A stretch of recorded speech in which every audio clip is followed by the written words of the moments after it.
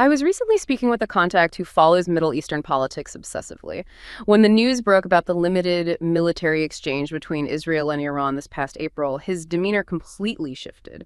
He wasn't fearful, he was practically vibrating with anticipation. He pulled up a profile of Reza Pahlavi, the son of the deposed Shah living in American exile.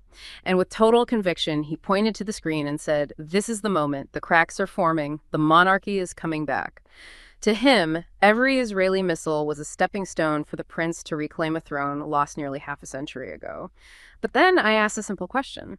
Does anyone inside Iran actually want a king back, or is this just a fantasy we tell ourselves in the West? The energy in the room just instantly evaporated. That confident narrative of a democratizing savior collided head-on with the messy reality of history. It ignored the ghosts of the 1953 coup, the trauma of the 1979 revolution, and the strange paradox where external attacks don't break the current regime. They often hand it the perfect propaganda victory.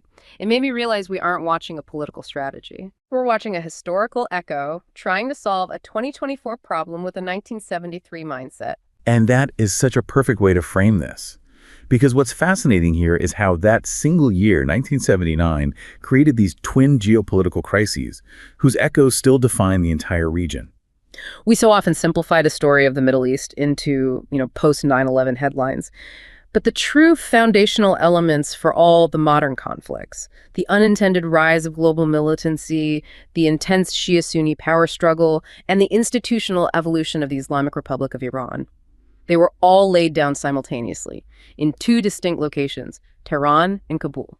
So we need to shift the focus away from this simplistic idea of, an externally backed regime change, this idea of bringing back the monarchy. Exactly. We have to look at the complex, deeply rooted historical consequences of those simultaneous 1979 events. That's right. The whole idea of a historical reboot just completely misses the profound consequences that unfolded. We really need to analyze how the geopolitical responses to those two crises define the modern Middle East, how they inadvertently fueled transnational militancy and, fundamentally shifted the regional power balance away from centuries of Sunni political dominance. Precisely. And that's what today's deep dive is all about. We're going to look at those two foundational crises that happened that year. First, the Iranian Revolution, which established a revolutionary political framework for Shiism. And second, the Soviet invasion of Afghanistan, which became the crucible for modern Sunni jihadism, largely through Western and regional miscalculations.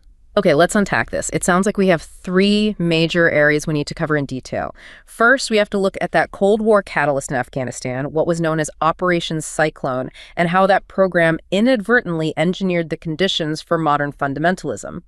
Second, we must address how the vacuum created post-Saddam in 2003, which itself is rooted in the 1979 Iranian Revolution, how that intensified the geopolitical Shia-Sunni fault line. And then finally, we turn our gaze back to Tehran itself. Right, to analyze the true internal dynamics of power that are actually shaping the future of the Islamic Republic. You're talking about the ascendancy of the military security establishment, which renders these external solutions almost, moot. That's the core of it. Let's start with Afghanistan, because understanding the genesis of that conflict is really key to understanding its legacy.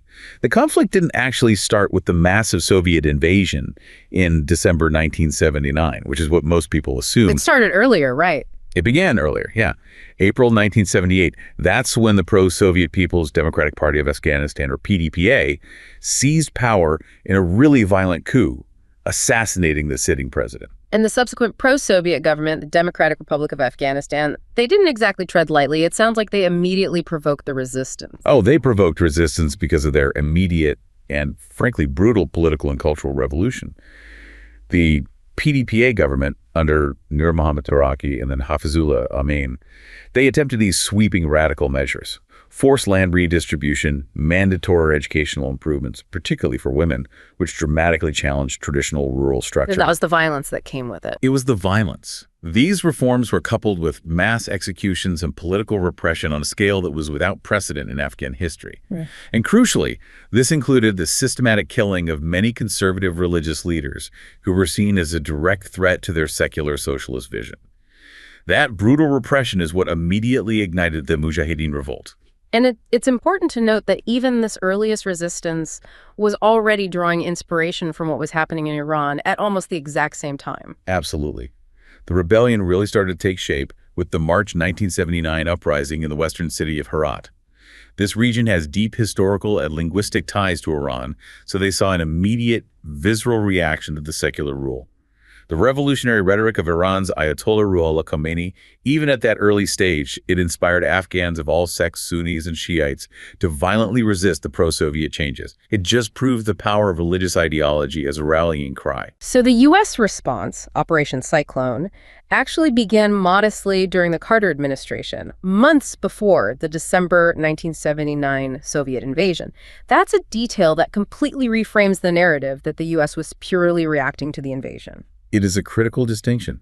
The Carter administration began Operation Cyclone very modestly in mid-1979. The initial aid, which was provided through Pakistan's ISI, was entirely non-lethal. We're talking about a total of about $695,000 worth of cash, medical equipment, radio transmitters. And the strategic reason for this wasn't just about Afghanistan, was it? It was also about Pakistan. That's right. The official reason wasn't just to challenge the Afghan government. It was driven in part by realization that they needed to repair relationships with Pakistan because of all the chaos and anti-American sentiment being generated by the unrest in Iran. They needed a regional partner. Which brings up that perennial historical debate. Did the U.S. intend to lure the Soviets into an Afghan trap, a Soviet Vietnam, to bleed them dry? Or was it genuinely surprised by the invasion? Well, the documented intelligence record really supports the latter. While some hawkish figures later suggested, that it was a trap, the small-scale covert program was initially seen as just a low-cost contingency. Robert Gates, who was a senior CIA official at the time, confirmed the intelligence community's consensus throughout 78 and 79. And that consensus was that Moscow would not intervene in force, even if it appeared likely that the Cal government was about to collapse. They just misjudged the Soviet threshold for intervention. So the CIA had a pretty significant intelligence blind spot on their intent, even if they were tracking the troop movements accurately. Precisely. They misjudged the likelihood, but they did accurately track the massive buildup of Soviet military activities. That allowed them to predict the Christmas Eve invasion, when the Soviets assassinated Amin and installed Babur Karmal just 2 days prior, on December 22nd. But once those tanks rolled in, the geopolitical calculation changed entirely. It shifted from a low-level contingency to a full-scale Cold War confrontation. And that's when the goal shifted so dramatically, from just increasing Soviet costs to demanding a total, overwhelming victory for the Mujahideen. This is where the Reagan doctrine really kicks in. Absolutely. Following the invasion, President Carter authorized lethal military aid in late December 1979. But the support just accelerated dramatically under Ronald Reagan, who adopted the Reagan doctrine of aggressively supporting anti-communist resistance movements all over the globe. Operation Cyclone grew into one of the longest, most extensive, and most expensive CIA operations ever undertaken. When we talk about expensive, we really need to put those numbers into perspective, especially given that the initial investment was under $1 million. What was the ultimate scale of this financial and material flood? Well, that initial funding of just over $500,000 just exploded within a year to over $20 to $30 million per year in 1980, and then it peaked dramatically, reaching a staggering $630 million during the fiscal year ending in October 1987. And that's just the U.S. contribution. That's just the U.S. part. By 1992, the total combined aid from the U.S., Saudi Arabia, and China was estimated to be somewhere between $6 billion and $12 billion. This was just an unprecedented infusion of cash and weaponry designed to turn what was a local, decentralized tribal resistance into a professional, heavily armed insurgency. And the evolution of the weaponry mirrors that financial escalation, moving from old rifles to game-changing modern technology? Correct. The program started off very modestly, supplying things like antique British Lee Enfield rifles and other surplus weapons. But by the mid-1980s, the resistance was receiving U.S. origin, state-of-the-art weaponry, most famously thousands of FIM-92 Stinger surface-to-air missiles by 1986. And the Stingers were the real game-changer. They fundamentally altered the battlefield. They neutralized the massive Soviet advantage in low-flying attack helicopters, things like the Man-24 Hind, which had previously just devastated the Mujahideen. But this massive flow of aid came with the catastrophic caveat. It was all funneled through Pakistan's ISI. And this is the crucial point, isn't it? This is where Western intent clashed with regional geopolitical ambition. This is where the unintended consequences really begin to pile up. Yeah. The fact that aid was funneled exclusively through Pakistan's Inter-Services Intelligence, the ISI, gave the ISI enormous unchecked power. Pakistani President Zia-ul-Haq and his military intelligence apparatus, they were able to decide who got the weapons, who got the money, and consequently who would shape the political and ideological future of Afghanistan. They had their own agenda. And that agenda was pretty clear: to empower militant fundamentalist groups over the more traditional or secular resistance leaders? Exactly. The ISI deliberately and disproportionately favored and empowered militant Islamist groups, often at the expense of other, sometimes larger but more moderate resistance factions. The U.S. was dealing with 7 recognized mujahideen parties based in Peshawar. Documents show that 4 of these groups espoused Islamic fundamentalist beliefs, and they received the bulk of the funding and the most advanced weaponry. So who are the main beneficiaries of this ideological selection process? The ISI particularly favored commanders who were linked to the Muslim Brotherhood ideology. 2 names really stand out: Gulbuddin Hekmatyar and Jalaluddin Haqqani. Hekmatyar was notorious for his fundamentalist zeal and his ruthlessness. I mean, he was heavily criticized even by other mujahideen for killing rival resistance fighters and indiscriminately attacking civilian populations. The ISI saw these groups as the most effective, ideologically committed fighters against the Soviets, but they also saw them as instrumental in establishing a Pakistani-friendly, religiously hardline government in Kabul after the war. So this infusion of cash and selective arming, it fundamentally changed the ideological landscape of Afghanistan. It did. It created a massive, militarized Afghan society that was ripe for radicalization. And beyond the weaponry, Pakistani President Zia-ul-Haq oversaw a huge, roughly 10-fold increase in the number of madrassas or religious schools. Many of these were strategically built right along the Afghan-Pakistan border. These schools became breeding grounds for a new generation of Afghan religious students, the ones who would become the Taliban. We should probably pause here and explain the specific ideological shift that happened. What brand of Islam were these madrasas teaching, and how is it different from traditional Afghan practice? That's a critical point that is often glossed over. The Taliban were primarily exposed to a severe, puritanical, Dio-Bandi influenced interpretation of Islam. Traditional Afghan society, particularly among the Pashtuns, historically followed the Hanafi school of jurisprudence, which was generally more pragmatic and often incorporated Sufi and tribal customs. But the Dio-Bandi movement was different. Very different. It's rooted in South Asia, and it emphasized strict adherence to religious texts. It rejected local customs and shrine worship, and it championed armed jihad against perceived threats.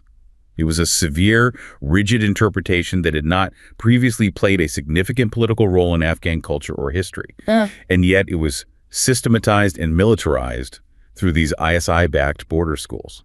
So while the U.S. was focused purely on embarrassing and defeating the Soviets, they inadvertently funded and architected the educational and security infrastructure for global jihadism. That is the painful and undeniable irony of the whole situation.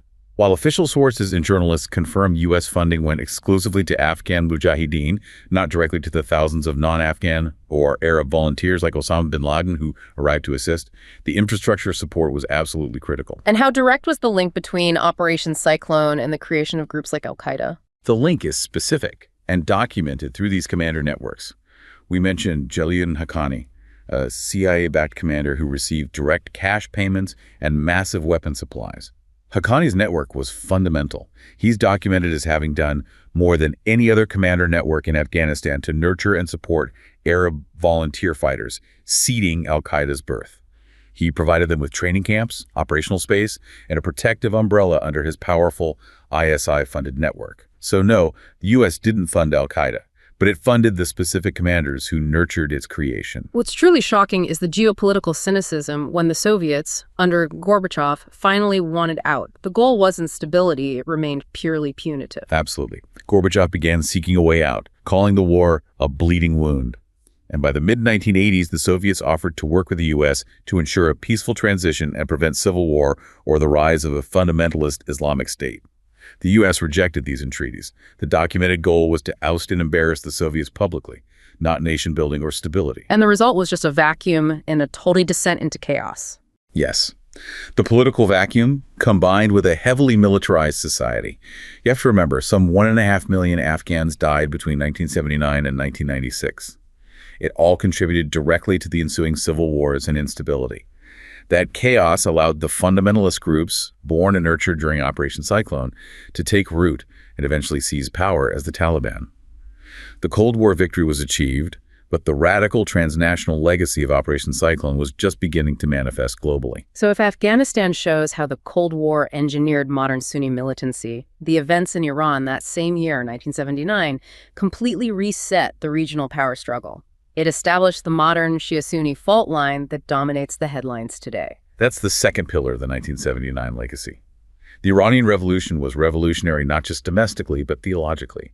It fundamentally challenged the millennia-old relationship between clerical religious authority and state political power. It established the doctrine of velayat-e, or the guardianship of the Islamic jurist. We should probably properly define velayat-e for you, because it's not just a fancy name, it's a radical theological break with the past. It is indeed a radical break. Traditional Shiism, especially during the centuries leading up to the 20th century, generally subscribed to a political doctrine known as quietism. This held that the clergy should remain separated from direct state governance.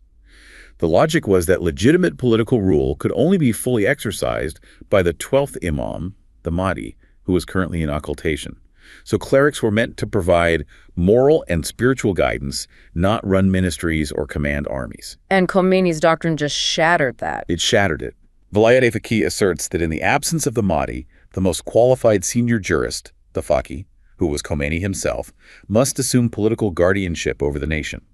It effectively fused religious and political authority into one supreme leader. And this creation of a communist political framework with its regional revolutionary ambitions immediately terrified the Sunni-led monarchies. And that fear must have been rooted in a deep historical context, too, given the millennia-long political oppression of Shias. Absolutely. The political division between Shia and Sunni has ancient roots. It started as a political dispute over succession after the death of the Prophet Muhammad, which later became institutionalized as a fundamental difference in faith. And throughout history, Shias have been the minority and were almost always the politically oppressed party. They were often regarded as heretics or a lower caste by successive Sunni empires and rulers. As the analyst Ali Nasser argues, modern sectarian identity is often less about theology and more about political power. It defines who has and who has not. So the 1979 revolution was perceived by the Gulf monarchies not just as a regime change, but as the oppressed finally gaining political control and exporting that radical revolutionary model to disenfranchise Shia minorities across the entire region. That fear was immediately evident. Saudi Arabia and the other Sunni-led Gulf states immediately perceived the Islamic Republic as an existential threat to their legitimacy and stability. This fear led directly to the formation of the Gulf Cooperation Council, the GCC, in May 1981. It was established explicitly as a security response aimed at coordinating defense policies against the ideological and political threat of the Iranian Revolution. And their most immediate practical response was to actively finance the principal enemy of Iran, Saddam Hussein's Iraq, during that devastating 8-year Iran-Iraq war. Precisely. Although Saudi Arabia maintained public neutrality in the conflict, they provided absolutely massive financial and material support to Iraq. They reportedly supplied $1 billion per month in aid in 1982 alone, and they allowed 3 of their ports to be used exclusively for shipping military equipment to Iraq. Other Gulf states, like Kuwait, also funneled billions to Saddam. This financing cemented the perception that the regional rivalry was already being drawn along sectarian lines, Sunni powers backing the Sunni-led Ba'ath regime to contain revolutionary Shi'ism. And that uneasy status quo Sunni containment led by Iraq lasted until 2003. The U.S.-led removal of Saddam Hussein must be viewed as the definitive geopolitical game changer. It was the single most profound shift since 1979. The U.S. intervention shattered the regional status quo by eliminating the principal Sunni counterweight to Iran. Saddam, despite being secular, represented an institutionalized Sunni bulwark. His removal allowed the Shia majority in Iraq, who had suffered decades of brutal oppression under Saddam, to rise to political power, ending centuries of Sunni dominance in that country. And this is the moment when the fear of the Shia crescent truly materialized and took hold in the Arab world.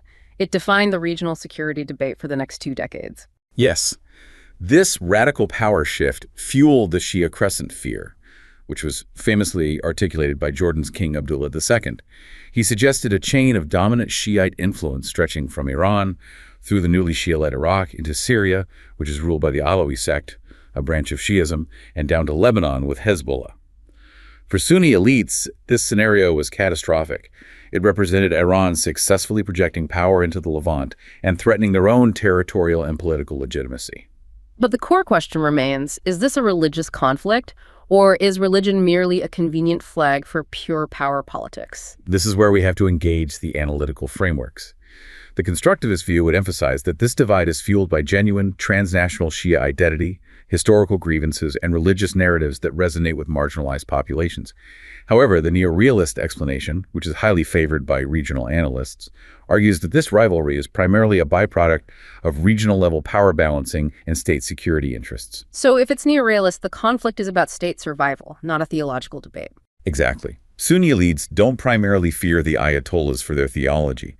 They fear Iran's ambitious expansion. They fear the potential for their own marginalized Shia populations like those in Bahrain, Kuwait, or Saudi Arabia's oil-rich eastern province to be inspired by Iran to demand more influence, or even secession. The rivalry is a competition for regional hegemony, dressed up in sectarian language. It's a classic case of strategic sectarianism, using religious rhetoric like moderates versus radicals to justify purely geopolitical objectives. That's precisely what happened. The U.S. responded to this perceived rise of Iran by actively forging an anti-Iranian coalition of its traditional Arab allies like Saudi Arabia and the UAE and Israel.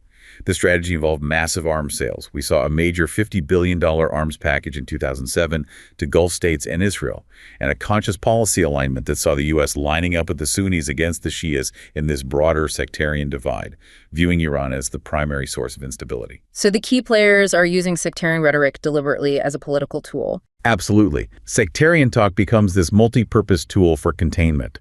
It helps Western allies justify massive military buildups. It conveniently diverts global attention away from the lingering core Israel-Palestine conflict. And perhaps most importantly for them domestically, it helps authoritarian Sunni regimes justify repressive measures against their local Shia populations. How does that work? Well, by painting local Shia dissenters, who are often just calling for greater political rights and representation as Iranian agents, these regimes can delegitimize their domestic calls for reform. The irony here is stunning, and it brings us back to the unexpected consequences of U.S. foreign policy. The U.S. itself created the perfect conditions for Iran's regional success. That is the ultimate paradox. By pursuing these maximalist policies post-2001, the U.S. eliminated Iran's two biggest historical and ideological enemies: the hardline Sunni Taliban in the east and Saddam Hussein's Ba'ath regime in the west.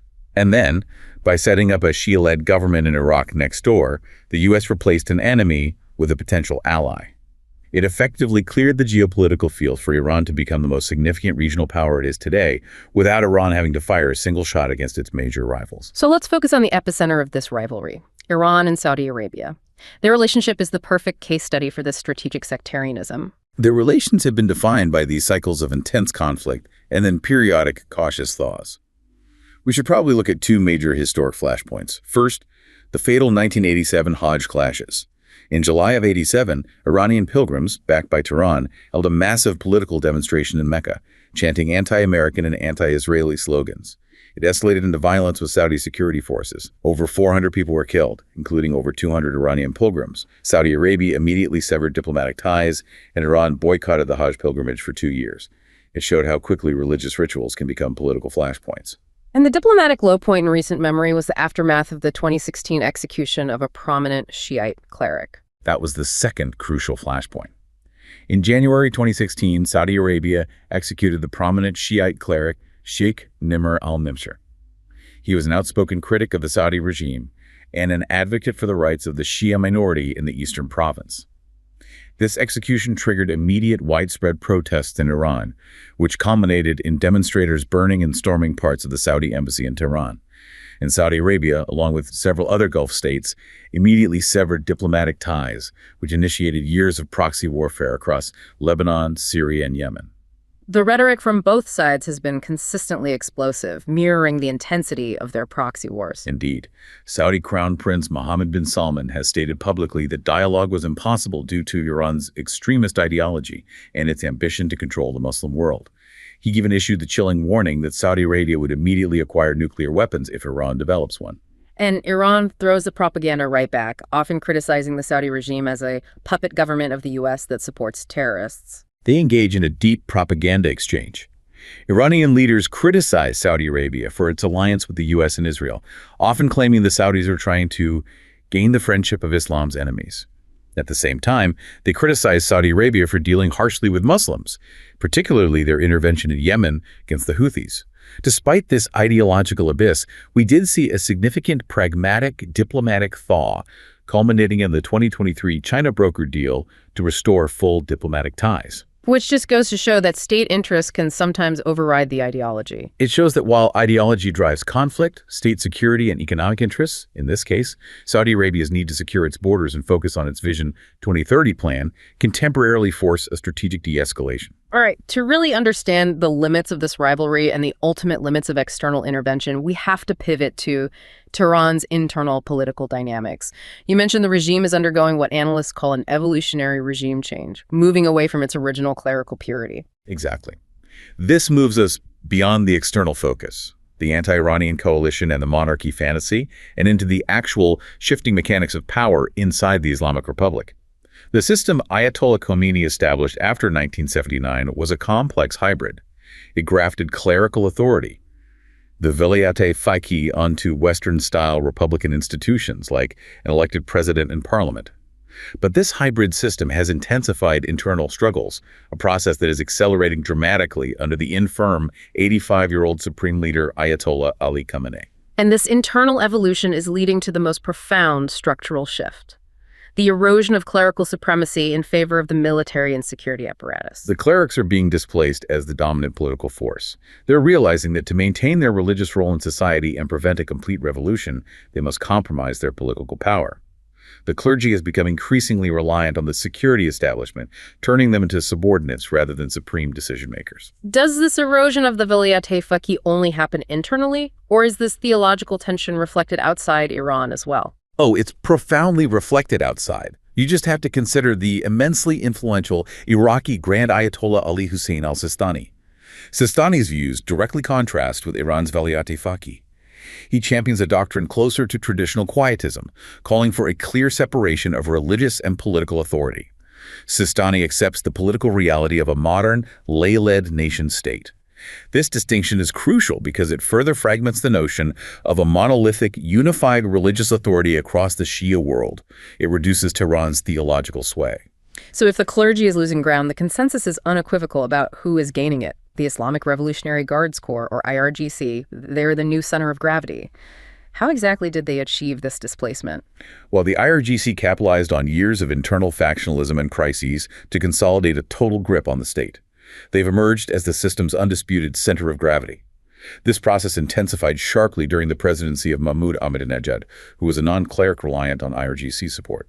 The Corps used this opportunity to seize pivotal roles not just in national security and foreign policy, but fundamentally in the economy. Let's delve into those economic mechanisms, because that's the true source of their political power. How did the IRGC effectively subordinate the clerics economically? Their economic dominance is achieved through vast holding companies and direct control over infrastructure. The most prominent example is Qadam al-Anbiya Construction Headquarters, which is a massive multi-billion-dollar conglomerate controlled directly by the IRGC. Through this entity and others, the IRGC has gained direct, non-transparent control over critical sectors: oil and gas, dam construction, telecommunications, customs and import-export, and major construction projects. They don't just own companies, they control the economic gates of the nation. And this level of economic control means they can fund themselves, reward loyalists, and effectively dictate political direction by controlling the flow of the national budget. They're independent of the elected government or even much of the clerical establishment. Absolutely. The clergy became heavily dependent on the IRGC to maintain authority and manage crises. The IRGC's dominance was then solidified through the political purges and consolidation efforts under Khamenei. He installed IRGC veterans in key cabinet, parliamentary, and judicial positions, ensuring the Corps increasingly assumed decision-making power across all three branches of government. So the military is now ascendant, and this trajectory means the next supreme leader, whenever that transition occurs, will be fundamentally different and more beholden to the security establishment. That is the consensus forecast. The next supreme leader is likely to be far more beholden to the military. Post-Khamenei Iran is expected to become a military-driven, more nationalist regime that is selectively pragmatic. This military establishment will gradually shed the hard-line, strictly theocratic aspects of its revolutionary ideology, prioritizing national survival, economic strength, and regional power projection over ideological purity. If Iran becomes more pragmatic, does that mean it will be easier for the U.S. and its allies to negotiate with? Not necessarily easier, but perhaps different. This evolution is expected to present a new kind of strategic quandary, maybe similar to how the People's Republic of China was viewed in the 1970s. Tehran may become less purely ideological and less bombastic in its religious claims, but it will remain a significant challenge for U.S. foreign policy and national security, because it will be driven by powerful Iranian nationalism and will aggressively pursue its regional interests with pragmatic calculation, backed by military might. Wait a minute, if the IRGC is the main center of gravity, is it a completely monolithic force? Does Khamenei have any strategy to counteract its growing power while he is still in charge? That's a crucial internal dynamic. Khamenei is keenly aware of the IRGC's escalating dominance and the risk of having a single all-powerful military bloc. To prevent the IRGC from gaining too much monolithic power, he has intentionally supported and elevated the regular armed forces, the Artesh.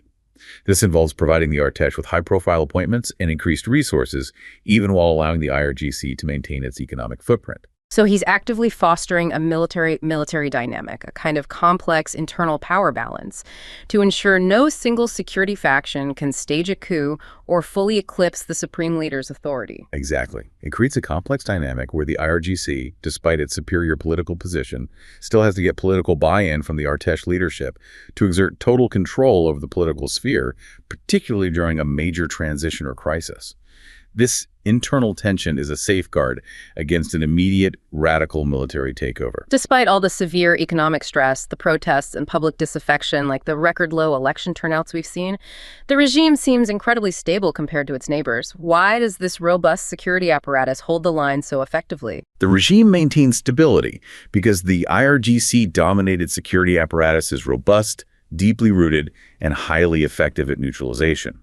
While official reports for recent elections suggested turnout was around 40%, unofficial analysis suggests it was as low as 25% in many areas. That signals deep public discontent. However, the apparatus is equipped to withstand civil unrest because it is willing and able to deploy overwhelming force, and it has successfully fractured and neutralized most organized internal opposition. And this brings us directly back to the fantasy we started with. The 1973 mindset of external regime change, like bringing back the monarchy. You're arguing that external action is not only unlikely to succeed, but it's counterproductive. That narrative completely fails to account for the reality on the ground and the lessons of 1979. External military intervention or externally backed restoration efforts would likely be catastrophic for the opposition and counterproductive for the West. The robust IRGC security structure is designed to neutralize such threats. And crucially, military intervention would bolster popular support behind the current administration. Wait, but surely decades of economic stress and protests show the public is tired of the regime. Where's the line where that national defense propaganda stops working? That's an essential question. But history shows us that when a deeply unpopular regime faces a foreign military threat, public discontent often temporarily gives way to nationalism and unity. External attacks hand the regime a perfect propaganda victory. It allows it to pivot from being an oppressive government to being the sole defender of Iranian sovereignty, territory, and culture against foreign aggression. The public may hate the mullahs, but they hate foreign meddling more. So the real possibility for change isn't an outside force or a returning exiled prince. It has to be generated internally within this new military dynamic. Precisely. The real possibility for change lies in the IRGC's own calculations. The military establishment recognizes that despite having seized power from the clergy, it cannot govern indefinitely without at least a degree of broader public consent and economic stability. This could eventually lead to a calculated, measured lifting of some social restrictions, what they would view as a pragmatic modernization effort to gain popular support. However, this move is inherently risky, as any perceived softening of ideology risks exacerbating intra-elite differences and might embolden the public to demand greater political freedom at a time when the country is already facing severe economic strain. The future of Iran is a slow-motion, military nationalist evolution, not a swift political reversal facilitated by the West or a returning monarch. So in conclusion, the Middle East today is fundamentally defined by the messy, interlinked legacies of the 1979 crises. On one hand, we saw Cold War anti-Soviet zeal manifesting in the massive Operation Cyclone, inadvertently laid the groundwork for modern militant Sunni Islam and the infrastructure that led to al-Qaeda and the Taliban. And on the other, the 1979 Iranian Revolution and the subsequent catastrophic 2003 post-Saddam power vacuum elevated revolutionary Shiism. And that established the enduring strategic Sunni-Shia rivalry we observe today, primarily played out between Iran and Saudi Arabia, using religious identities as geopolitical tools. And the irony is that the focus on these outdated historical echoes, like the monarchy fantasy or flawed binary thinking, like moderates versus radicals, it completely ignores the real, slow, powerful evolutionary shift that's occurring within the heart of the Iranian state. The future power dynamics of Iran are being determined internally by the rise of a pragmatic military nationalist security establishment, the Islamic Revolutionary Guards Corps. And this makes external attempts at regime change, whether military or monarchist, deeply constrained, increasingly unlikely to succeed, and often actively counterproductive to any goals of democratization or stability.